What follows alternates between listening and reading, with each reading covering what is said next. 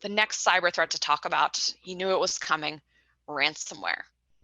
We can't go a day or a week without hearing about a new ransomware attack. My team looks at these all the time, and it's incredibly tragic. You hear about hospitals or schools getting ransomed. Absolutely awful. But if you take a step back and kind of look at ransomware in a neutral academic way, it's a little bit fascinating to think about how we've had malware for a long time, worms have been around, etc. But someone thought, a human thought, well, cool, I could just put code and steal something or, wreck your machine. But what if we held all of your data for ransom? A human had that thought. And after ransomware started, you see this huge adoption taking off because it works. It's so tough if you've been hit by ransomware. Like, my sympathies, because that is a rough day and trying to decide, do I pay the ransom or not? And we'll talk about how that can be even more complicated. But ultimately, ransomware relies on a system of trust. Adversaries do this because it works. And imagine if we all just said, we're not going to pay you. Nope. We all agreed. Everyone in the entire world agreed we're not going to pay the ransom. Adversaries would likely give it up, which is why you might hear some law enforcement advising you don't pay the ransom. But that's tough. All your data is encrypted. If you pay, you'll get it back. It's a tough decision. And so ransomware, I think, is one of the most interesting examples of the human threat. A recent ransomware family and campaign that my team has seen, folks at Symantec put out an awesome blog that I've used to inspire this slide. This family is called Wasted Locker, and the group behind this is known as Evil Corp. Yeah, really, if you're an adversary, don't call it Evil Corp. Come on. Yeah, so two Russian adversaries were actually indicted a few months ago for Evil Corp. They've been behind a bunch of different attacks, and the latest one is Wasted Locker ransomware.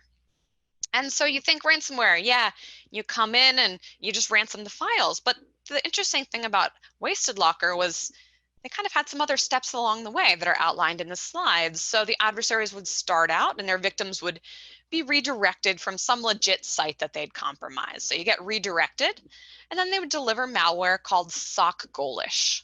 Kind of a fun name, sock Golish, and this is malware that my team has seen quite a bit used as kind of an initial access vector. Download a malicious zip file. From there, some PowerShell execution, some code to download another tool called Cobalt Strike, really common red teaming tool that adversaries like as well.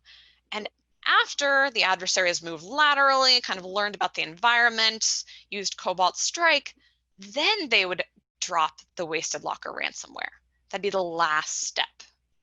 So it's kind of interesting because you often might have heard this idea that, well, adversaries have the advantage. They only have to be right once, but defenders have to be right every time. Well, check this out. You have all of these different steps before your files are actually ransomed to try to catch these actors. And I had a note, yes, Evil Corp, that reference is from Mr. Robot. So kind of anonymous attendee chiming in with that. So think about the fact, and some organizations, I think, caught this early. We have an opportunity to try to catch these adversaries before they get to the ransomware phase. So think of this as an opportunity rather than a challenge. You have all of these chances to identify these adversaries and kick them out before you get ransomed.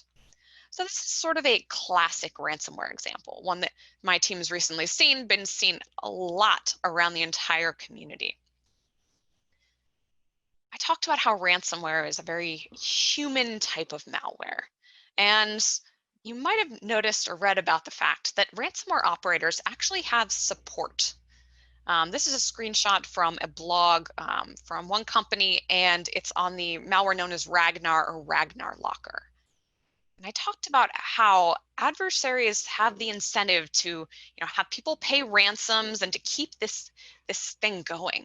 Right? If people pay ransoms, the adversaries get money, then next time, people know if I pay the ransom, my files are going to get decrypted and I can go on.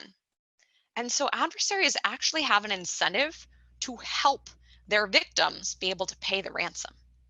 So you'll often see in ransomware, you get some kind of, note dropped to the desktop, something like that, a note with a ransom demand saying, pay us Bitcoins, go to this link, email us here. And Ragnar Locker operators actually have a support chat.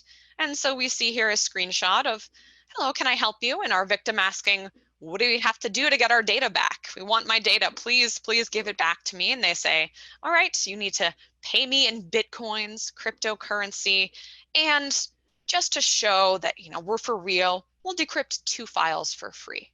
I always think of that like an infomercial, right? Like 2 files free decryption. So it's fascinating, this human aspect of ransomware, that adversaries actually will support victims because they want their money. If I don't know how to get Bitcoins, they will help me. So that's pretty common, having some kind of support for ransomware operators. But the operators of Ragnar Locker leveled up a little bit in their human ingenuity. This is absolutely fascinating. The adversaries offered what I would say consulting. After the victim paid the ransom, they gave them security recommendations on how to avoid ransomware in the future. Seriously, it was in Reuters. I'm not making this stuff up, folks. It's kind of amazing. Maybe we've often seen this with adversaries. They don't want other people to compromise their victims. So you should turn off local passwords. You should get an endpoint detection response appliance. Don't count just on antivirus. It's absolutely fascinating, but adversaries gave their victims security recommendations. Another example of how the threat is human, but even maybe adversaries have a heart of gold and they want to help their victims after they've paid. So something to think about. Maybe if you pay a ransom, you'll get free security advice, but that's not a good way to go about it. You can get consulting in other ways, of course. That's ransomware, something we've seen quite a bit. And what we've also seen is that some operators are doing more than just ransoming.